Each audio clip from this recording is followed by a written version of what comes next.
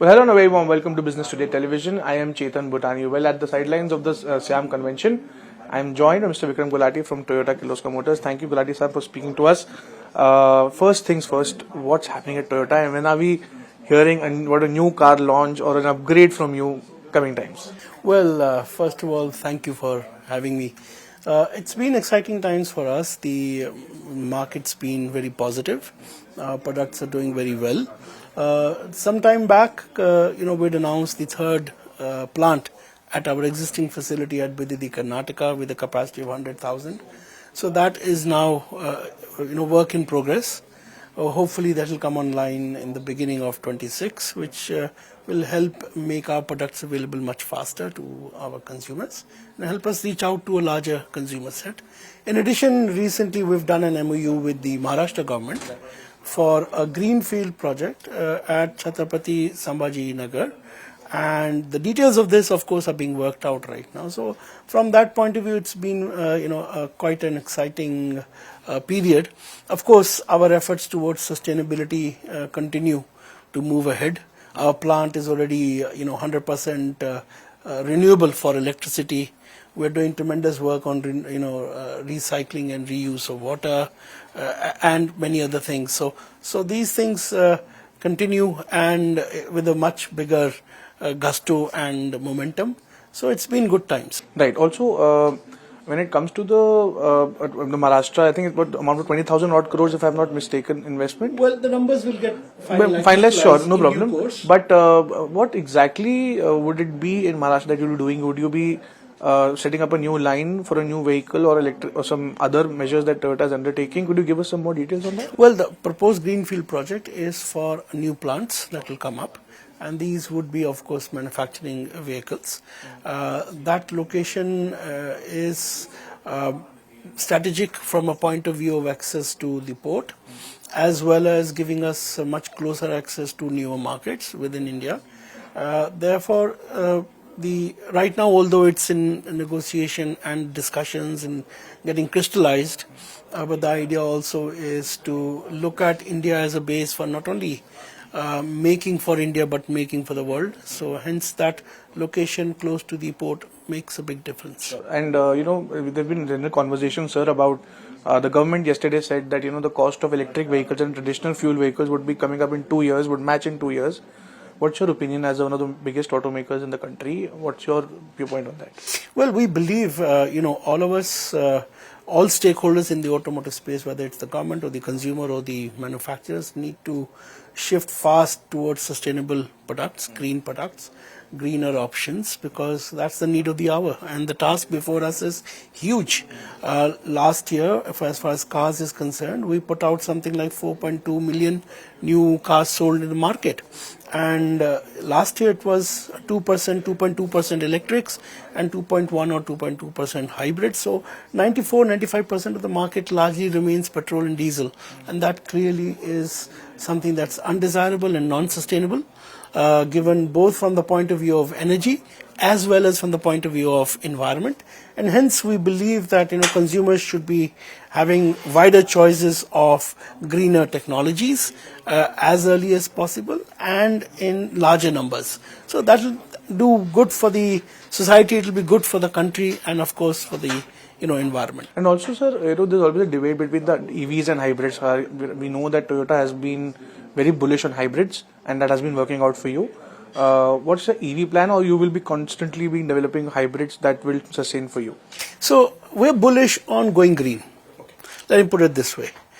We have all the technologies, whether it's electric or hybrid or what have you. In fact, we were amongst the first OEMs globally to commercially introduce electric vehicle in US RAV4. Going ahead, since we're bullish and we are fixated on being green, we introduce green technologies with the viewpoint of making a bigger impact. And hence, what matters for us is the fact that each market is very diverse. Therefore, the solution for each market is going to be very different. And different times will have different requirements. So it's, a mix of the energy let's say, energy mix of the country, which is there, the infrastructure readiness, the consumer acceptability. All of these are important things. So for us, technology is only a means of achieving the end objective, and our end objective is to decarbonize, to move away from fossil fuels. We have all technologies, whether it is electric or hybrid or what have you.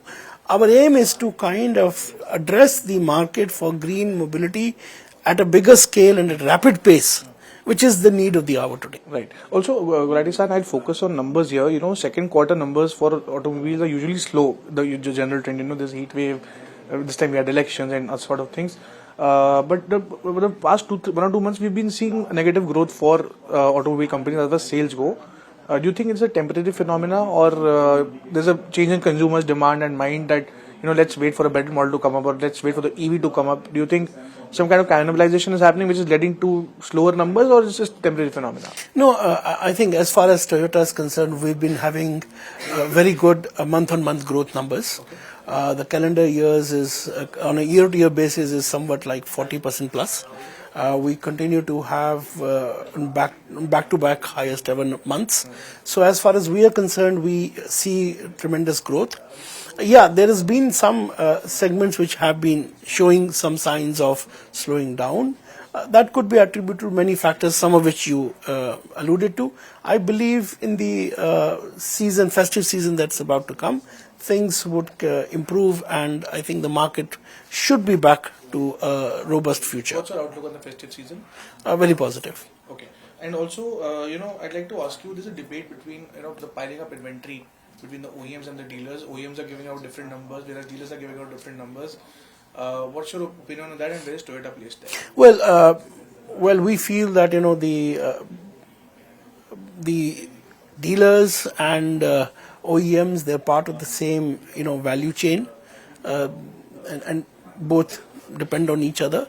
So there has to be the relationship of mutual benefit. As far as Toyota is concerned, we follow a pull system rather than a push system. So we've really haven't had much of a issue, mainly speaking, because of the system that we follow in terms of putting out vehicles that are from a demand perspective rather than pushing them in the market. So we really haven't had that much of an issue as compared to what's been talked about out there in the market. Right. Also, government recently said that the industry should now start to not accept incentives, whereas they should take off because the government has given the required push. What's your take on that? And do you think the EV incentives are still necessary to persist? Well, there is. I think both the points of view are, quite good or quite right appropriate. Right in their own sense, because incentives wherever you see can last for only so long, right?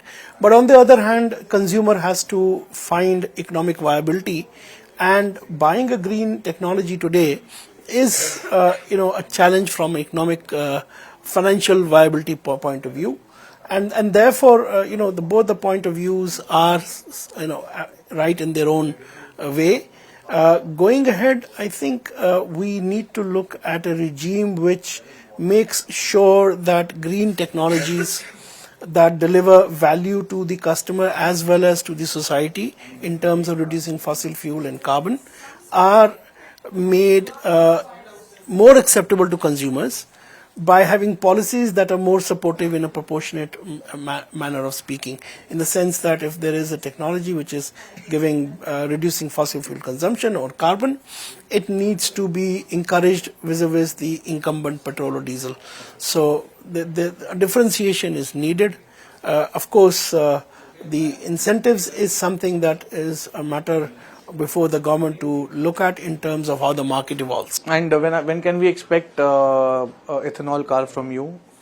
Well, we were the first to introduce the ethanol vehicle in the market on a pilot basis, and then we introduced the electrified flex fuel vehicle, a prototype, which is the world's first electrified flex fuel running with the capability of being BS6 compliant. We are working on this, and this is another technology which is going to be very meaningful for India, because it ethanol, is a green fuel which comes from the from the farmers. So it has the unique ability to make India self-reliant in terms of energy for transportation. It feeds into making rural economy much more robust and better, giving more income to farmers. And of course, it is the lowest carbon. As per a study done by Indian Institute of Science recently, electrified flex fuel vehicle running on 100% ethanol has only 19 grams per kilometer carbon emission, which is the lowest worldwide, even much lower than an EV. A BEV has something like 130. Okay. So you mean to say that an ethanol run vehicle would be less polluting than an EV? Yes, on a well-to-wheel basis. You see, numbers I'm quoting right now are well-to-wheel. These are not tailpipe. Okay. Tailpipe emissions for EV is 0. Right. But that doesn't really count. What you need to count is the whole impact in terms of carbon. Because carbon emitted either here or at the source of energy generation is still carbon. It still contributes to climate change. So what the right parameter to look at in terms of carbon emissions is well-to-wheel. And from that perspective, it is much lower. This is a study done by Indian Institute of Science. I'm not saying that EVs are not good or whatever. EV numbers will come down as we shift towards renewable energy. Right. But the point is that this is here a low-hanging fruit which benefits the rural economy.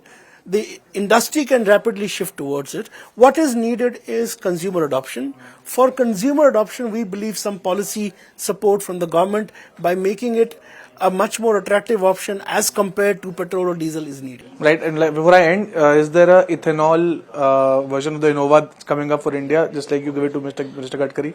Well, that's a prototype right now. That's a prototype. All right, well, Mr. Vikram Gulati, candid as always, speaking to Business Today TV and telling us that no matter what, Toyota is shifting towards green and they have all the technologies in the world, and I really hope that a significant car from the house of Toyota hits the Indian market. Mr. Gulati, thank you so much for joining us. Thank you, sir. Thanks.